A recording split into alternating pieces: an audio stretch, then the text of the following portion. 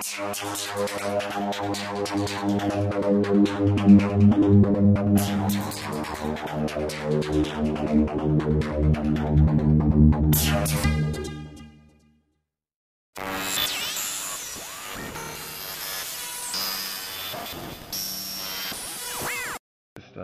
wanted to know everything I could about what I believed, and I wanted to defend it, and I just wanted to bring others along with me. And you wrote some very interesting op-eds. You had them in your book about saying, there's history to Christianity, and there are real places to these places in the Bible. Which I laughed, and you pointed them out as you did that. I found that very interesting. In one of those articles, I had said that I could prove that Christianity is true. That's right. That's the one I'm talking about. You'd have to read it to know exactly what I meant there. I didn't mean you could prove it as much as this table's here, but prove it based on some worldview considerations. I argued that it had the worldview that won hands down in the marketplace, and since you can't prove that we're not dreaming right now, then if you lower the standard of what you mean by proof, then I actually argued that you could prove Christianity is true, and that's how committed and stupid and blind and ignorant I was.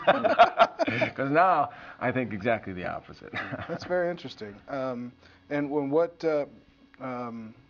Well, actually, let's hear how Robert got in there. I don't know your history actually. What got you to preaching, and what ultimately got you out? We'll get your out story in a minute.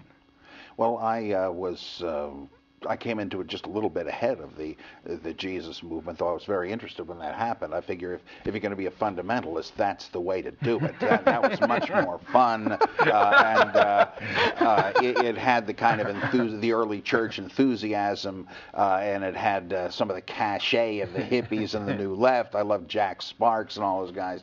But I was brought to the whole thing through Sunday school. I was worried about going to hell, and so I was converted, as much as that meant, when I was 11 years old.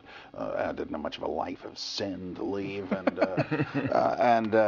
I did also get very involved with it. I took it seriously, figured I needed to witness to people, to pray every day, read the Bible, have a personal relationship with Christ, which I would now call great example of an imaginary playmate kind of a thing. And sometimes this worked, sometimes it didn't, but I didn't feel all the warm, fuzzy feelings, but I was committed to it.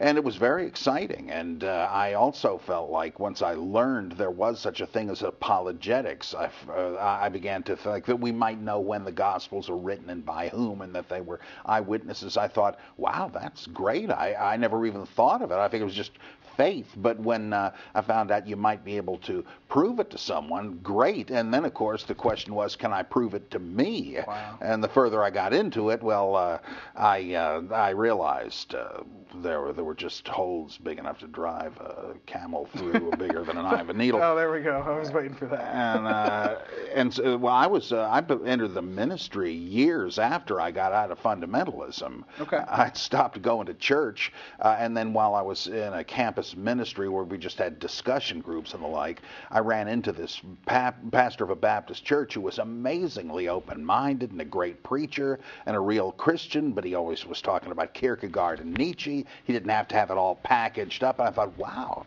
if that is a way of being a Christian, I wouldn't mind doing it again. And eventually he left, and I was invited to throw my hat in the ring, and I became pastor of that church for about nearly 6 years. Okay. I was already a kind of a religious humanist, I guess. Okay, all right. And that can be, there's what would I say, Jewish humanist as well, culturally, but not religiously. That makes sense to me. And so what took you guys out? John, go ahead. Well, for me, it was the problem of Genesis 1 through 11. That was the next question. Okay. Well, let me just go to the intellectual reason. I have experiential reasons. People are converted to Christianity based on dramatic experiences that happened in their lives.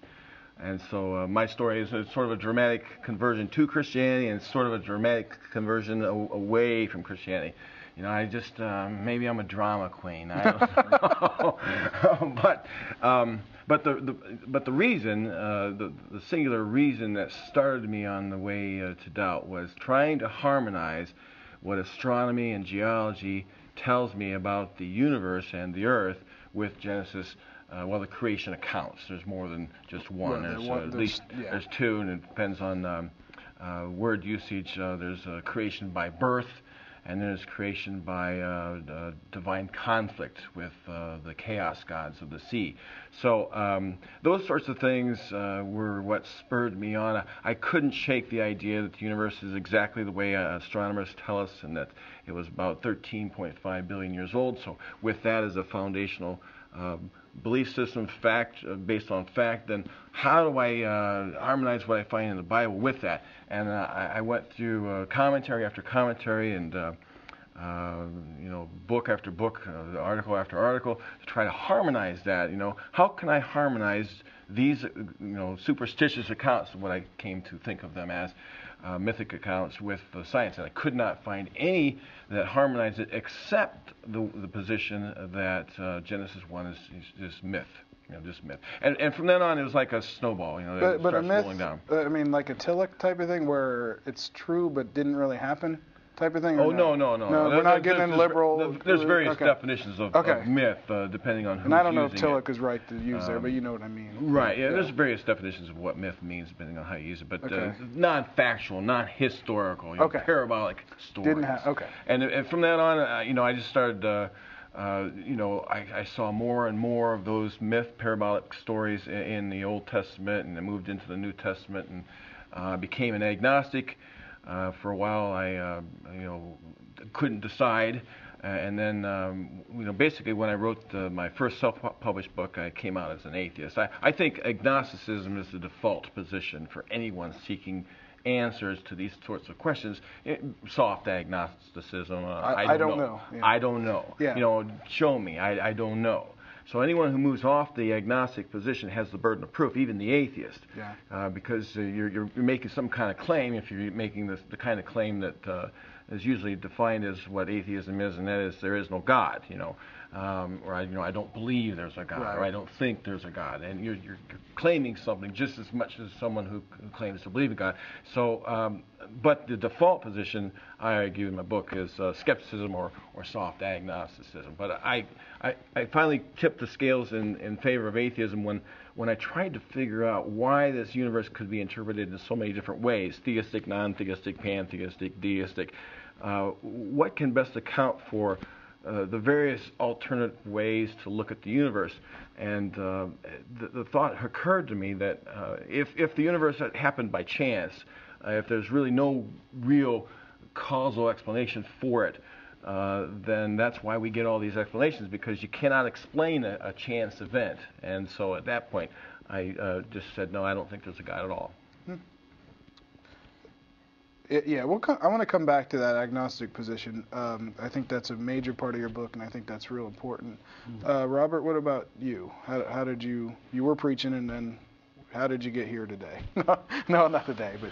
Well, it's two different things. I lost my traditional faith some years before, and it was because partly the failure of apologetics. I felt that there was no particular reason any longer to believe that God had intervened in history, Jesus had risen from the dead, that miracles had ever happened. And then I figured, well, yeah, they're pretty straightforward. If these credentials are not in place, it would be arbitrary to believe this. So it seems like it is.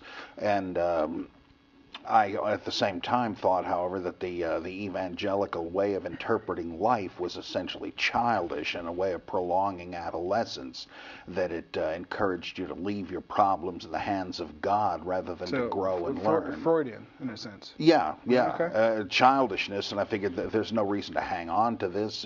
Now, of course, there's a whole lot more to theism and to Christianity than these things, so that didn't settle all those issues.